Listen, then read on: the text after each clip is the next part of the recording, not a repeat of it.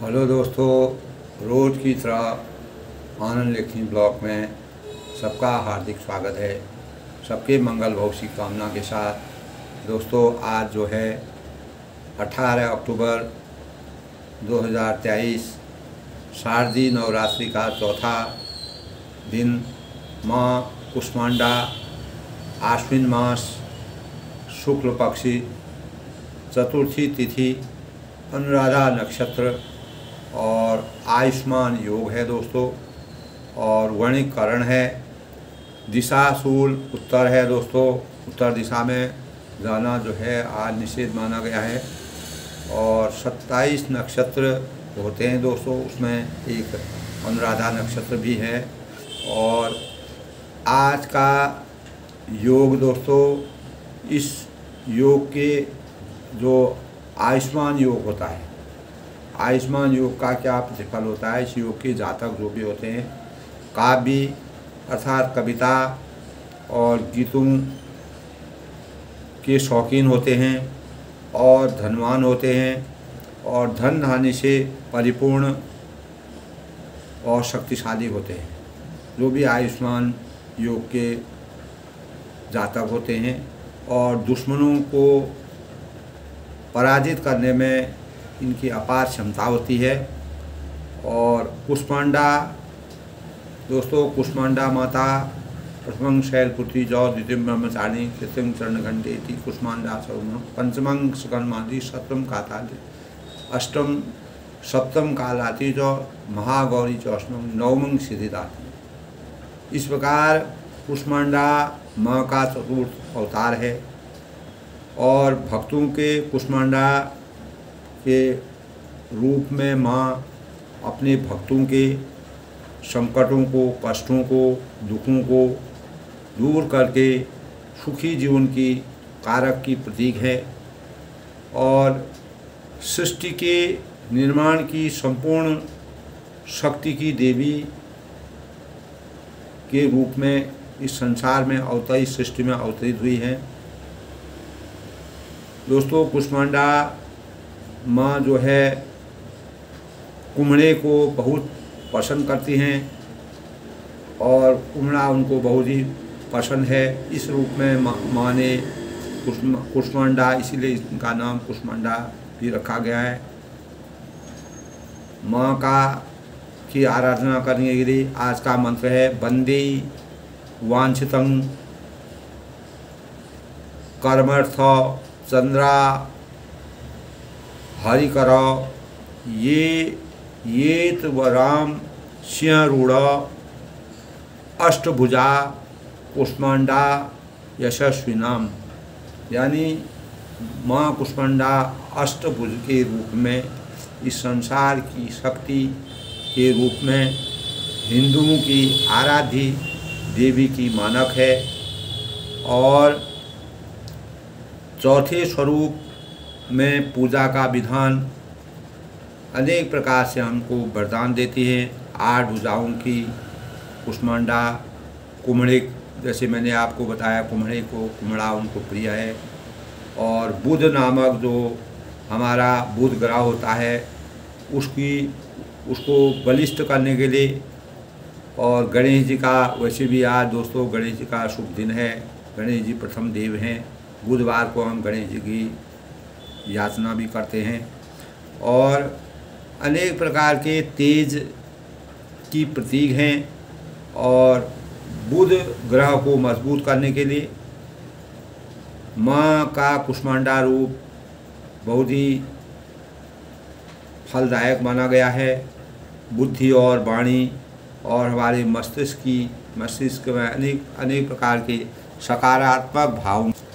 नवरात्रि का चौथा पुण्य दिन है।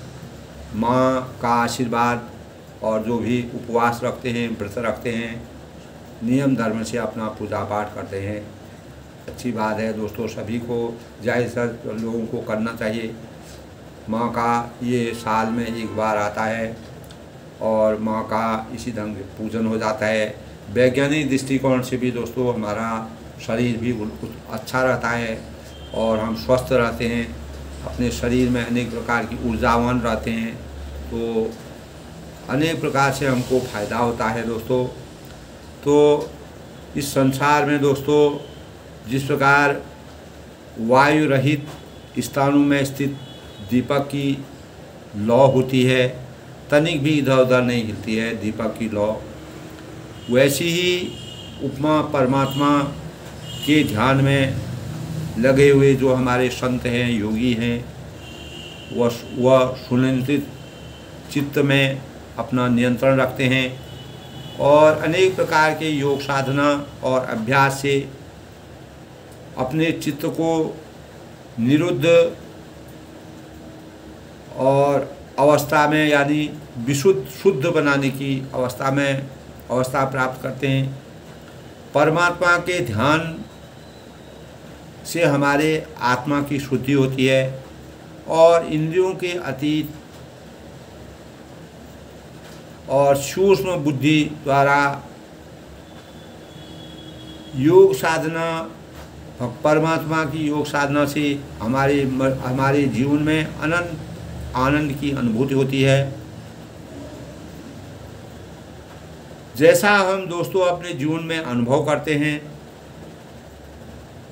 और जिस अवस्था में योग की साधना से परमात्मा के स्वरूप को अपने मन में धारण करके कभी भी हम अपने मार्ग से विचलित नहीं होते हैं और इस दुख रूप संसार के संयोग से रहित रहते हैं।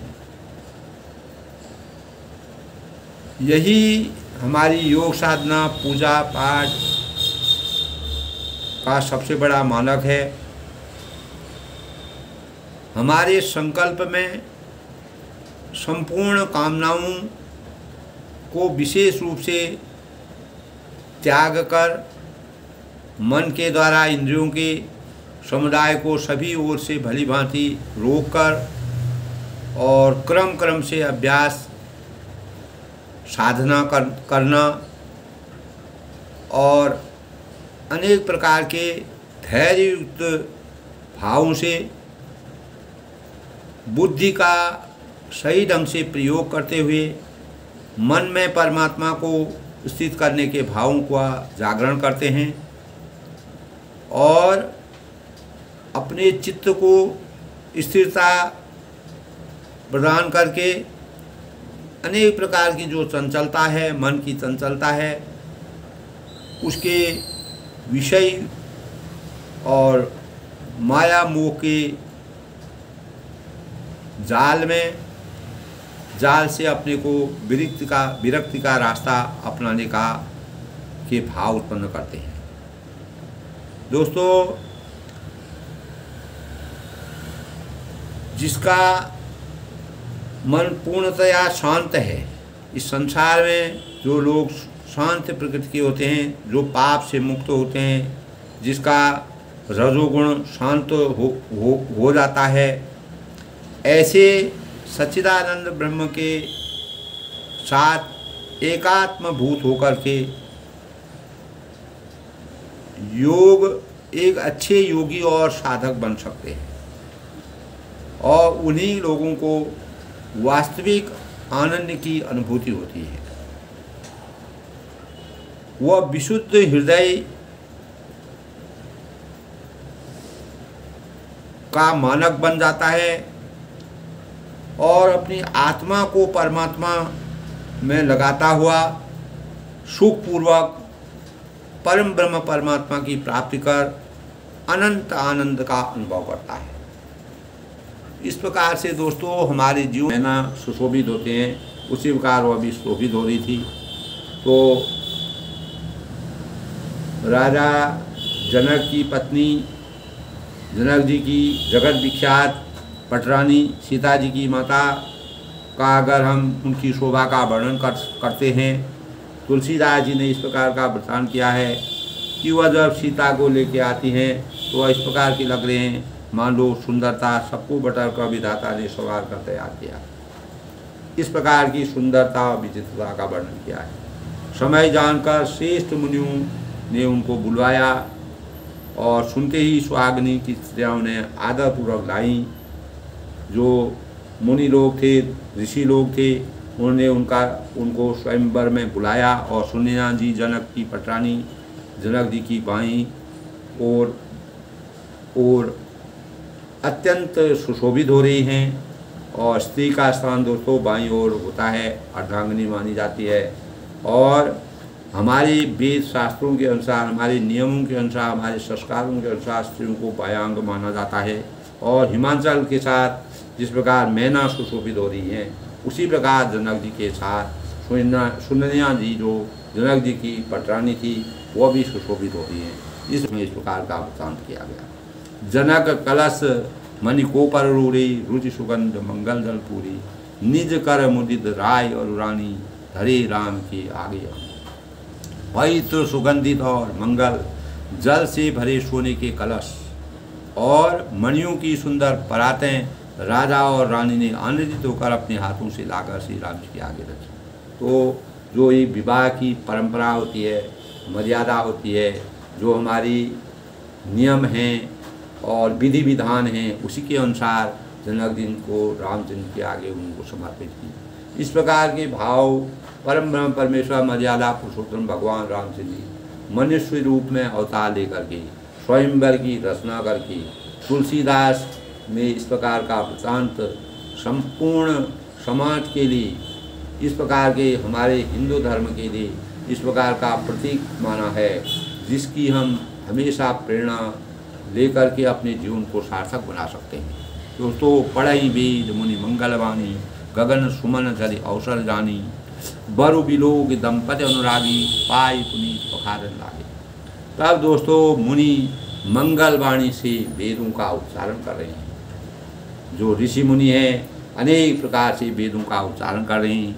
ऐसा सुअवसर जानकर आसमान से फूलों की बरसात हो रही है, झड़ी झड़ रही है और दूल्हा को देखकर राज रानी प्रेम मग्न हो रही हैं और उनके पवित्र चरणों को पखारने के लिए उनके चरणों का, दोस्तों जब कोई दूल्हा शादी होती है, शादी स्वयंवर हो या शादी हो, तो जब दूल्हा बनाया जाता है, जब हम अपने लड़की को किसी पराये को देते हैं तो हम जो है उनके चरणों को धोते हैं, चरणों को स्पर्श करते हैं। वह परम ब्रह्म परमेश्वर के रूप में हमारे सामने हैं।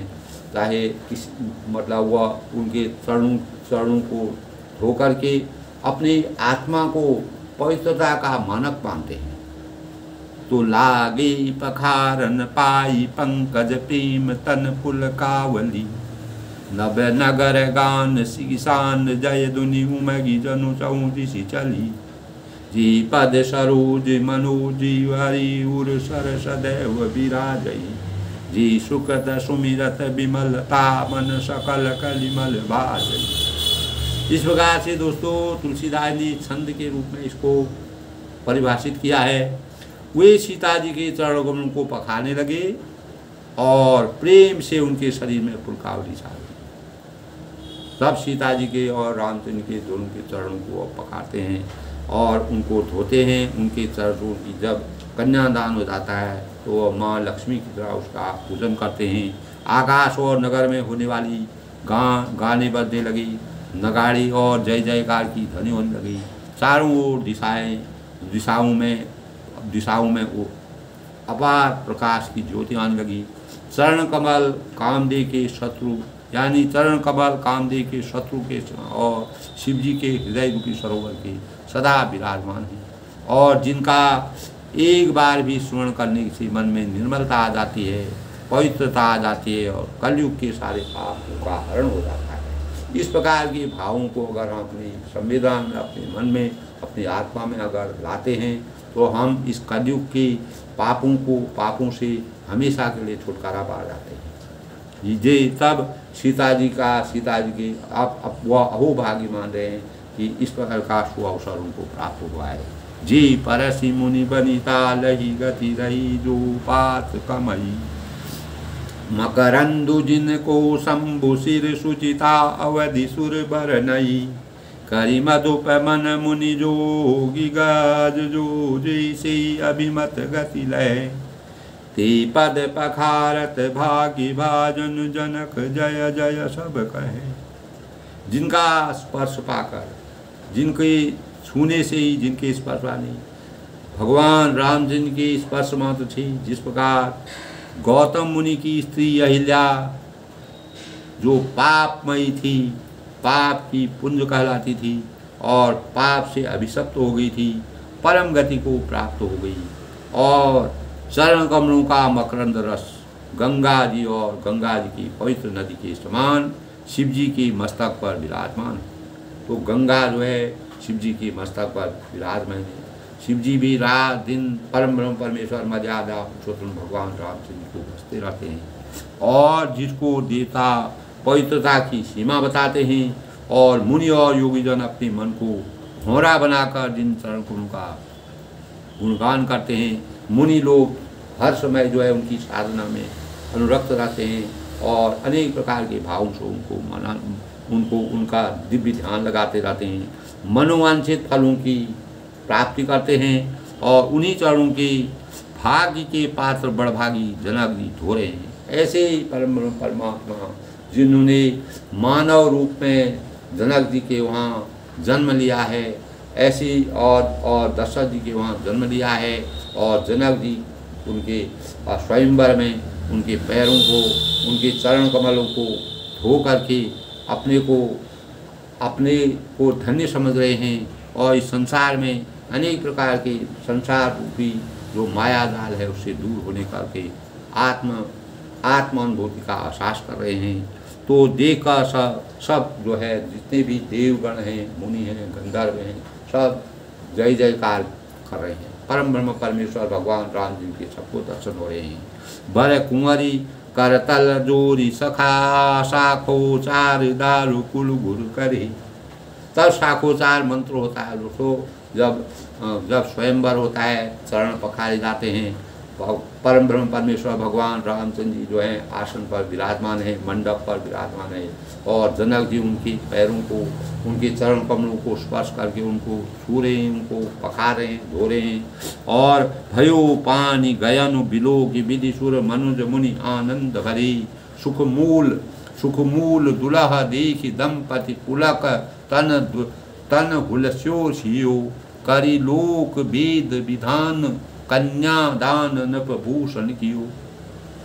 तो दोनों कुलों के गुरु विश्वामित्र सदानंद जी और वशिष्ठ जी वर और कन्या की हथेलियों को मिलाकर शाखोचार अनेक प्रकार के मंत्र कर रहे हैं और प्राणीग्रह दोनों एक दूसरे के पूरी जन्मांतर की जो उनका पूरा वृत्तांत है, रघुवंश का जो वृत्तांत है उसका वृत्तांत बना रहे हैं। उसी प्रकार जनक नगरी का जो वृत्तांत है वो बता रहे हैं मुनि लोग।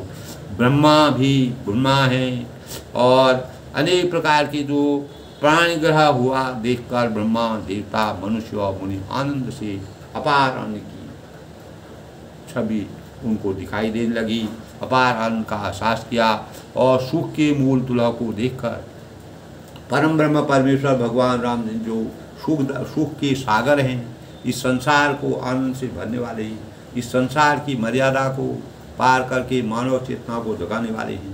राजा रानी का शरीर पुलकित हो जाता है, पुलकायमान हो जाता है, विह्वल हो जाता है और वह द्रुहित हो जाते हैं।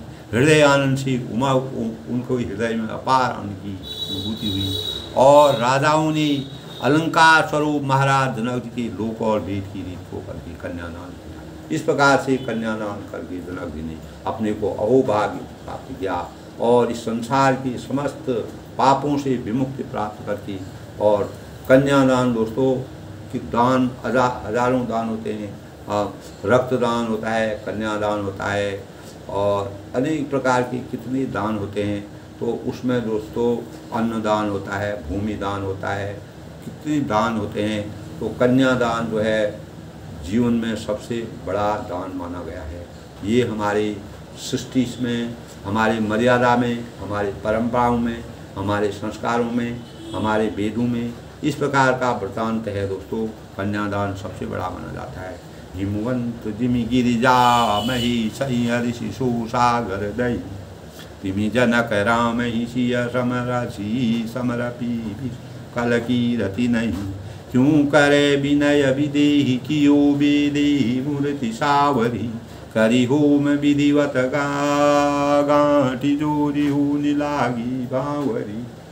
यानी जैसे हिमवान ने शिव जी को, पार्वती जी को और सागर के भगवान विष्णु को लक्ष्मी जी दी थी, जिस प्रकार से उनका वृतांत था परम ब्रह्म परमेश्वर भगवान हिमवान ने शिव जी को, जिस प्रकार जब पार्वती की का विवाह हुआ था उसमें हिमवान ने शिव जी की विवाह कर जिस प्रकार से अपार सागर जैसा उमड़ पड़ा, उसी प्रकार भगवान विष्णु को लक्ष्मी की प्राप्ति हुई।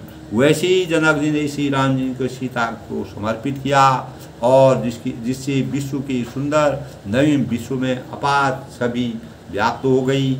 और दोस्तों ये परंपराएं हमारे जीवन में सृष्टि के निर्माण के समय ब्रह्मा विष्णुमयी इस प्रकार पार्वती और शिव जी की शादी होती है, उसमें जिस प्रकार का वृत्तांत है वही विधि विधान हमारा चलता रहा। और वही रामचंद्र जी और सीता जी के स्वयंवर में जब जिस प्रकार के विधि विधान हैं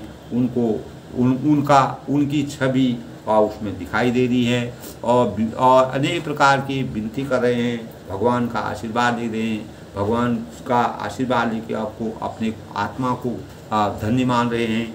और उस सांवली मूर्ति ने जो सचमुच विदेह देह की शुद्ध बुद्ध से रहित हो जाते हैं, हम अपने आप को खो जाते हैं, भगवान की भक्ति में लीन हो जाते हैं, तो विधिवत हवन करके गठजोड़ी की गई और भांवरे होने लगे। इस प्रकार से जो है उनकी जोड़ी को हवन अनेक प्रकार से हवन विधि के द्वारा जो हमारे विधि विधान है हवन किया जाता है, पाणिग्रह संस्कार होता है, अनेक प्रकार की शादियों में जो विधि विधान होता है, उसी प्रकार परम ब्रह्म परमेश्वर दोस्तों हमारी सृष्टि की रचना में ब्रह्मा विष्णु महेश ने जिस प्रकार की वृत्तियाँ हमारे जीवन में की, जिसको सृष्टि के लिए लागू किया, वही भगवान रामचंद्र जी जो है मर्यादा पुरुषोत्तम और मनुष्य रूप में इस संसार में अवतरित होकर के उसी बात को दोहराते हैं, उसी बात को दोहरा करके मानव चेतना को जगाने का अनेक ढंग से प्रयास करते हैं। और इस प्रकार शादी की मर्यादा को भी उन्होंने पूरा किया। जय धुनि बंदी वेद धुनि मंगल गान निशान, सुनि हर्षित बरसई विबुधाओ सुर तरु सुमन सुधा। यानी जय ध्वनि, बंदी ध्वनि, वेद ध्वनि, मंगल गान और नगाड़े, ये सब दोस्तों शुभ शकुन के मानक हैं। जब जय ध्वनि होती है, जयकारा लगती है, बंदी ध्वनि होती है और वेदों की ध्वनि सुनाई जाती है, चारों वेदों का जब वहाँ पर जप किया जाता है, उनका गुणगान किया जाता है, और मंगल गान चारों तरफ मंगल भवन अमंगलहारी उमा सहित जगत पुरारी दीन दयाल विश्वम्बारी हरौ नाम शंकर भारी। तो मंगल गान वहाँ पर हो रहे हैं और नगाड़ों की ध्वनि, अनेक प्रकार के बाजे बज रहे हैं, नगाड़े बज रहे हैं। और चतुर्देवगण जो हैं, जो देवतागण हैं, वह अपार आनंद की अनुभूत कर रहे हैं और कल्प वृक्ष के फूलों की वर्षा हो रही है। जिस प्रकार कल्प वृक्ष जो है संसार में कहीं एक मिलता है, तो इस प्रकार से उस कल्प वृक्ष राम राज्य में जो है कल्प वृक्ष की फूलों की वर्षा हो रही है। मर्यादा पुरुषोत्तम भगवान रामचंद्र जी स्वयंवर में विराजमान हैं। उनका इस प्रकार से शरण धोकर के, चरणों की रज को लेकर के, चरणों की धूलि को लेकर के जनक जी अपार आनंद की अनुभूत कर रहे हैं और उनके जल से अपने को पवित्र कर रहे हैं। कुंवर कल भाव देही नयन लाभ सब सादर रही जाय न बरन मनोहर जोरी रोग माँ वध करूँ। इस प्रकार वर और कन्या सुंदर भांवरे दे रहे हैं। सब लोग आदरपूर्वक उन्हें देखकर नेत्रों का आनंद उठा रहे हैं, लाभ उठा रहे हैं, फायदा उठा रहे हैं और अनेक प्रकार से अपने को धन्य मान रहे हैं। मनोहर जोड़ी का वर्णन तुलसीदास जी करते हैं। मैं अपने भावों से, अपने साहित्य से, अपने विचारों से करने में अक्षम हूँ। जो कुछ उपमा कहूँ वह भी मेरे लिए बहुत कम है। मैं उनके सौंदर्य का, उनके दिव्य रूप का, उनकी विशालता का, उनके शरीर का, परम ब्रह्म परमेश्वर भगवान रामचंद्र और सीता जी की कर इस प्रकार के वृतांत का वर्णन करना मैं शब्दों में नहीं कर सकता हूँ। इस प्रकार से तुलसीदास जी कहते हैं, राम सी सुंदर परिप्रति चाही, जगमगात मणिकंबर माही, मनौ मदन रति धरी बहुरूपा, देखत राम विवाह। इस प्रकार श्री राम जी और सीता जी का सुंदर परछाई और मणियों के खंभों में जगमगा रही है। उनकी परछाई जो मणियाँ हैं, अनेक प्रकार की सुशोभित मणियाँ उसमें जगमगा रही हैं। और मानो कामदेव और रति बहुत रूप हैं। कामदेव और रति को दोस्तों सुंदरता का प्रतीक माना गया है। लेकिन परम ब्रह्म परमेश्वर भगवान रामचंद्र जी और सीता जी के स्वयंवर के सामने वह सब तुच्छ हो रहे हैं। और श्री राम जी के अनुभव विवाह को देखकर सब लोग आनंद की अनुभूति कर रहे हैं। दरस लालसा सकुल में गोरी, प्रकट दुरस बहुल बहु, भई मगन सब देख निहारी, जनक समान अपार। इस प्रकार दोस्तों अनेक प्रकार से जो है दरस लालसा सकुश न थोड़ी, यानी उन्हें कामदेव और रति की दर्शन की लालसा संकोच दोनों ही कम नहीं। अर्थात बहुत हैं, इसीलिए वे मानो बार बार प्रकट होते हैं और छिपते हैं। सब देखने वाले आनंद का आभास कर रहे हैं और जनक जी की भांति सभी अपनी सुर भूल गए हैं। जिस प्रकार जनक जी अपार उनके मन में उनका पूरा शरीर पुलकायमान हो गया, पूरा वह उनका पूरा ध्यान परम ब्रह्म परमेश्वर भगवान रामचंद्र जी में लग गया, सीता जी में लग गया।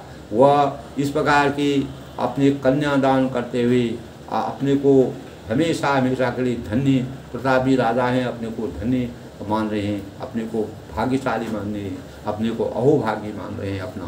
तो प्रमोदित मुनि न भावरी भेरी, नेग सहित सब रीत निवेरी, राम सी सुरेंद्र देही, शोभा कहीं न जाग मिलती।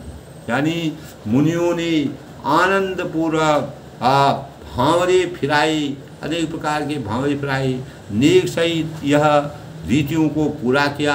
जिस प्रकार से हमारी विधि विधियाँ होती हैं, विधि विधान होते हैं, जिस प्रकार से हमारी मर्यादा है, हमारी परंपरा है, उसके अनुसार मुनियों ने अनेक प्रकार से आनंदपूर्वक इस कार्य को संपूर्ण किया। श्री रामचंद्र जी सीता जी के सिर में सिंदूर लगाते रहे। जब दोस्तों जब शादी होती है, सौभाग्यशाली बनने का एक प्रतीक होता है हमारे हिंदू धर्म में। परमात्मा परम ब्रह्म परमेश्वर भगवान रामचंद्र जी माँ सीता को, जब जगत जननी सीता को प्राप्त किया तो उन्होंने उनके मांग में सिंदूर भरा, और वही जो है दोस्तों सौभाग्यवती का सबसे बड़ा प्रतिमान माना जाता है। आज भी हमारी मर्यादा में जो शादी विधान होते हैं उसमें ये सबसे बड़ा प्रतीक माना जाता है। यह शोभा इस प्रकार की शोभा का वर्णन करना अत्यंत कठिन है। अपार छवि का अनुभव हो रहा है और इस प्रकार से राम और सीता जी का स्वयंवर पूर्ण हो गया और वह जो है इस प्रकार से अपार उनकी शोभा का वर्णन किया जाता है। राम और सीता, जनक जी का प्रण और दशरथ जी का जो अभिलाषा थी, दशरथ जी भी प्रतापी राजा थे, जनक जी भी प्रतापी राजा थे। दोनों के भाव इस प्रकार थे कि वह कभी भी सिद्धांत विहीन नहीं थे, हमेशा सिद्धांतों की मर्यादा के अनुसार चलते थे, अपनी मर्यादा को कभी भी विमुख नहीं हुए। इसी प्रकार रामचंद्र जी ने भी संसार में यह चेतना से लोगों को प्रदान की, इस प्रकार की चेतना दी, इस प्रकार के भाव प्रसारित की, अपनी मर्यादा को रखते हुए विधि विधान के साथ जो कुछ होता है उसी को संपूर्ण रूप से मानव मात्र को दिखाया। और अरुण पराग जलजु भरिणी की शशि भूष अभिलोभ अमी की बहुरी वशिष्ठ दीन अनुशासन बरु दुर्हीन बैठे गरुआसन। तब मानो कमल को लाल पराग से अच्छी तरह भरकर, कमल का फूल होता है उसको लाल पराग से अगर भरा जाता है, सीता जी का ये सौंदर्य का वर्णन कर रहा है और रामचंद्र जी उसमें सिंदूर भर रहे हैं। अमृत के लोभ से सांप चंद्रमा को भूषित कर रहा है और यहाँ राम जी के हाथ को कमल की और सिंदूर को पराग की। सिंदूर जो है पराग का प्रतीक है और कमल जो है वह रामचंद्र के हाथ हैं और राम जी की श्याम भुजाओं को सांप की ओर, यानी सांप की जैसी सांप जिस प्रकार होता है उसका उनकी कमल की भुजाओं का वर्णन किया है। सीता जी के मुख को चंद्रमा की उपमा दी गई है। हमेशा दोस्तों किसी भी साहित्य में कोई भी कवि ने अगर अभी तक उपमा की है तो सीता जी के स्वरूप को चंद्रमा के स्वरूप बताया गया है और है भी चंद्रमा भी उनके आगे फीके पड़ जाते हैं। पर वशिष्ठ जी ने आज्ञा दी, तब दूल्हा और दुल्हन पर आसन पर बैठे। जब अपने कुल गुरु जी का आशीर्वाद प्राप्त किया, ये सब प्रक्रिया विधि विधान पूर्ण हुई। रामचंद्र जी ने अपने चरण का अपने कमल रूपी हाथों से सीता जी के चंद्रमा रूपी सिर पर जब इस प्रकार से उनका आलिंगन किया, उनको सिंदूर चढ़ाया, तब उनके कुलगुरु वशिष्ठ जी उनको आसन पर बैठने की आज्ञा दी। अपनी मर्यादा के अनुसार कुलगुरु के द्वारा जो भी आदेश होते थे, जो भी आज्ञा होती थी, उसका पूर्ण रूप से पालन हुआ करते थे। दोस्तों इस प्रकार दोस्तों बैठी बरासन राम जान, मुदित मन दशरथ भई, तनु पुलक पुनि बुनि देखी, अपनी सुखद सुरतर भली, धरि भुवन भरा उषाहु, राम विवाहु भाष वही कहा, की भांति बरन फिराद रसनायो मंगल महा। यानी श्री राम जी और जानकी जी को श्रेष्ठ आसन पर बैठे देखकर दशरथ जी के मन में अपार हर्ष की अनुभूति हुई और अपनी सुकृत रूपी कल्प वृक्ष की में नए फल आए। यानी उनको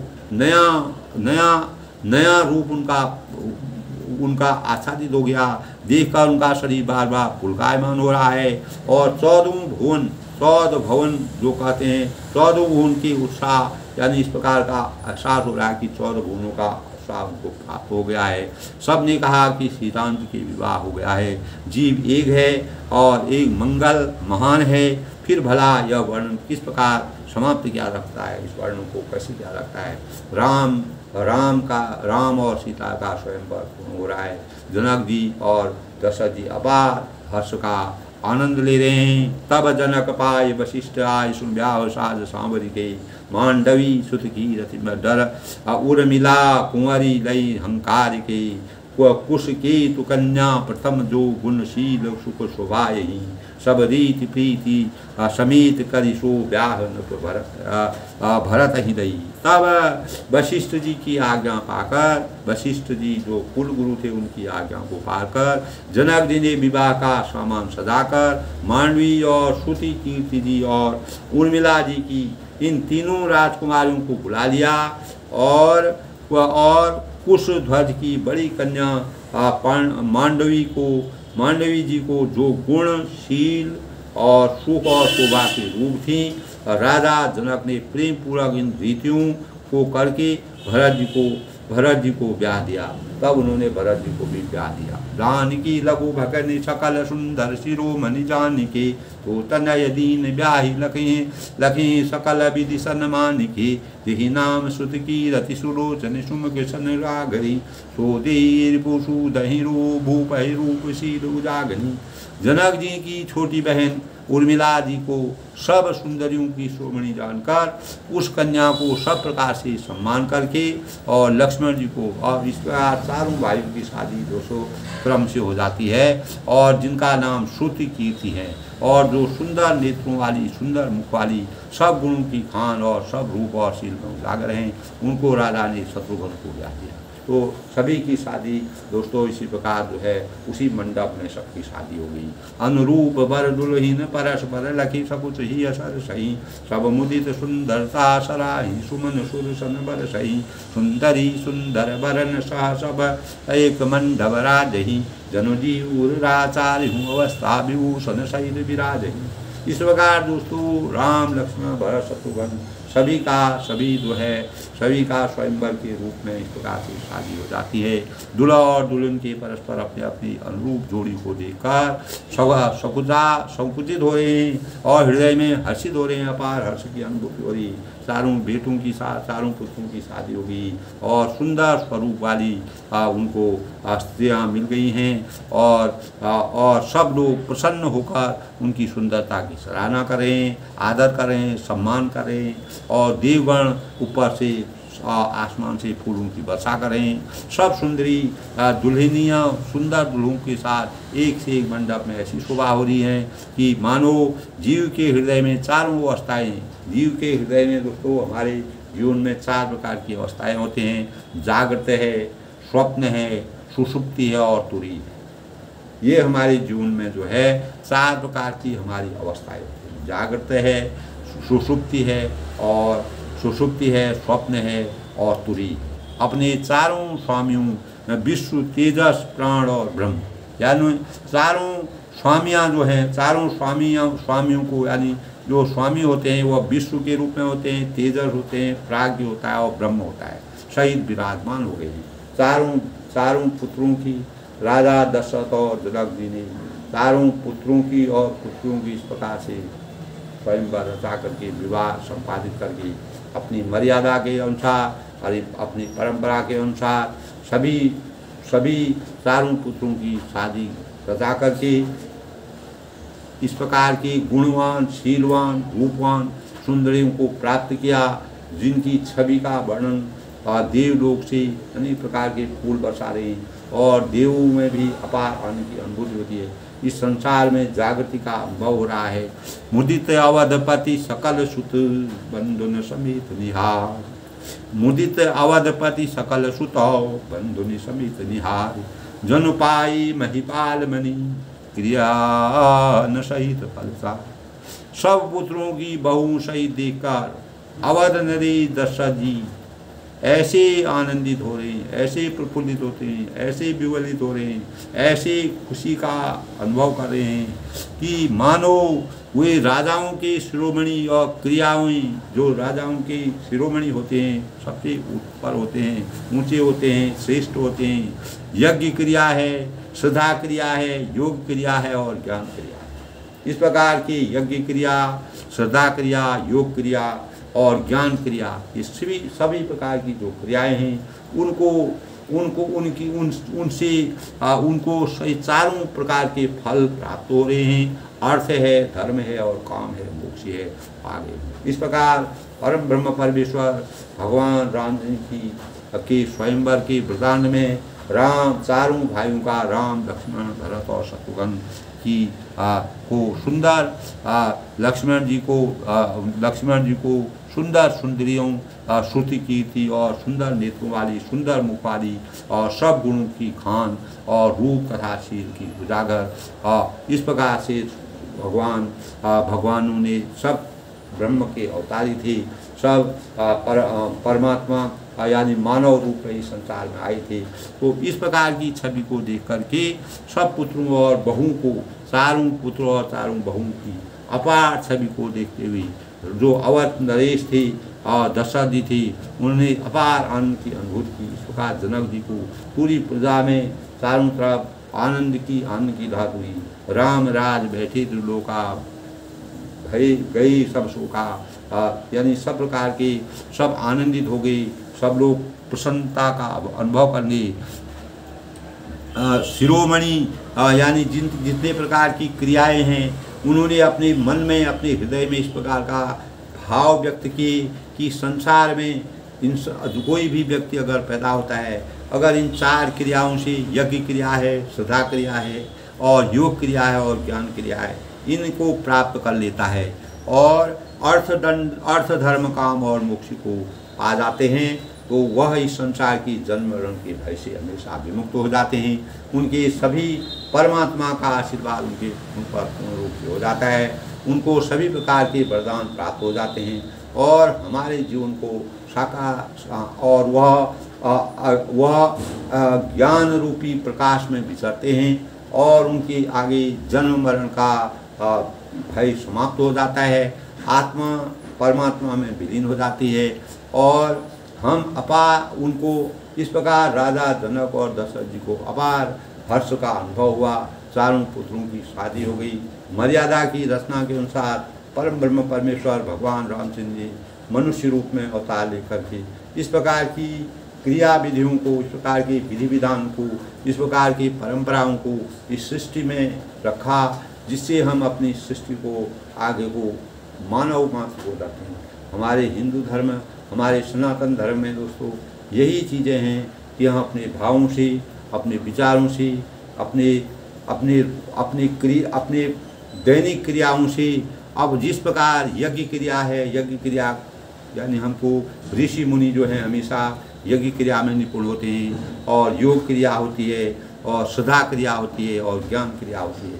परम ब्रह्म परमेश्वर भगवान राम जी का स्वयंवर प्राप्त करके उनके विधि विधान से उनका स्वयंवर में जो गुरु के अनुसार और वेदों की रचना के अनुसार जिस विधि विधान से स्वयंवर की रचना की गई, पूरा स्वयंवर समाप्त हुआ और राजा जनक और दशरथ जी ने अपार हर्ष का अनुभव हुआ।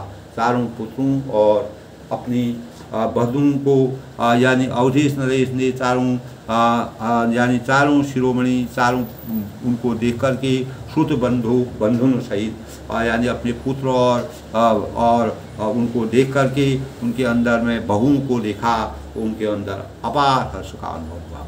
इस प्रकार दोस्तों आज के प्रसंग में परम ब्रह्म परमेश्वर भगवान रामचंद्र जी और चारों भाइयों को सुंदर कन्याएं प्राप्त हो गई और चारों पुत्रों का और बहुओं की छवि को देख करके उनकी सुंदरता को देख के उनकी शील स्वभाव को देख करके और उनकी अपार छवि को देख करके जहाँ एक ओर आसमान से देवगण पुष्पों की वर्षा कर रहे हैं, वहीं दूसरी ओर पूरे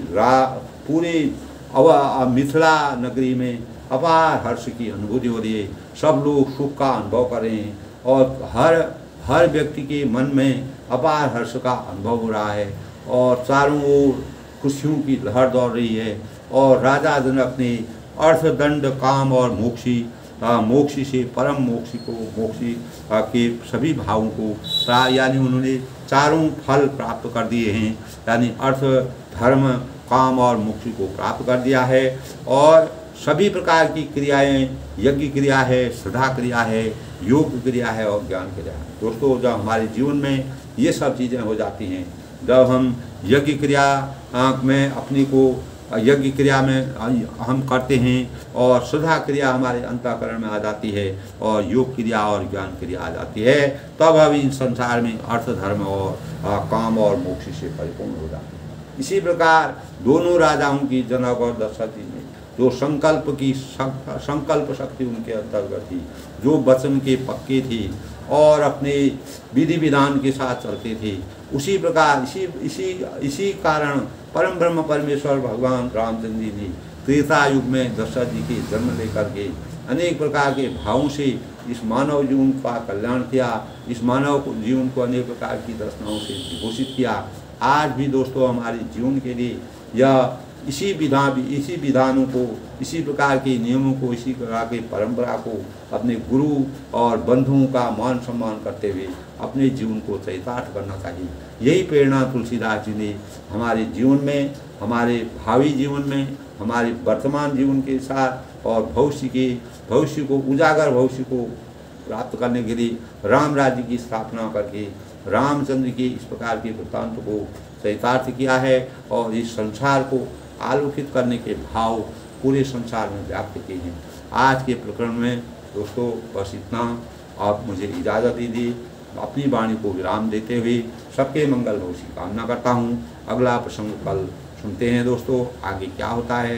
परम ब्रह्म परमेश्वर भगवान रामचंद्र दास की आशीर्वाद रहे। माँ कुष्मांडा जो शक्ति की प्रतीक हैं, सबके अंदर ज्ञान बुद्धि और विवेक को प्राप्त करती हैं और अनेक प्रकार के कष्टों को होती हैं। सबके जीवन में अपार आनंद का आनंद हो, सब लोग खुश रहें, प्रसन्न रहें और सबका जीवन सुखपूर्वक रहे। माँ कुष्मांडा का आशीर्वाद सभी पर बना रहे। नवरात्रि के शुभ अवसर पर सबके मंगल भविष्य की कामना के साथ अपनी वाणी को विराम देता हूँ। सबको मेरा नमस्कार, सबको आशीर्वाद।